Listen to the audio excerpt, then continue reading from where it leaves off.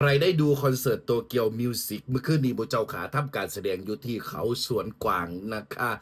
ปังมากๆเลยโดยเฉพาะทีมตลกนะฮะอย่างคุณคู่จิ้นจังบุเจ้าขาโอ้โหสั่งขึ้นทำขึ้นเฮ็ดหนาใครอุลูบุเจ้านะคะไม่ผิดหวังกับบัตรราคา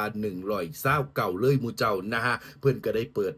ไล่สดนะฮะมีกลุ่มให้เขาไปเบิ่งน้ำนะงานบวชกับแฟนคลับ FC ก็เต็มอะยะอีกเช่นกันบุเจ้าขานะมื้อนี้ก็ไปกันต่อบุเจ้าขาคอนเสิร์ตโตเกียวมิวสิกเต็มวงใหญ่นะฮะสำหรับพี่น้องจังหวัดบุรีรัมย์นะฮะเพื่อทำการแสดงอยู่บุญฉลองอัฐิตำบลหนองแว้งอำเภอบ้านไม้ชัยบรรพตบุเจ้าขาเวลา2 ทุ่มถึงตี 1กันแบบเต็มอัดยัดบุเจ้าขาเพิ่นก็ยังมีกลุ่มปิดพิเศษด้วยเด้อนะฮะผู้ใดอยากเบิ่งกระทักไปที่เพจค่ายโตเกียวมิวสิกได้เลยบุเจ้าขาว่าเพิ่นสิมีอีหยัง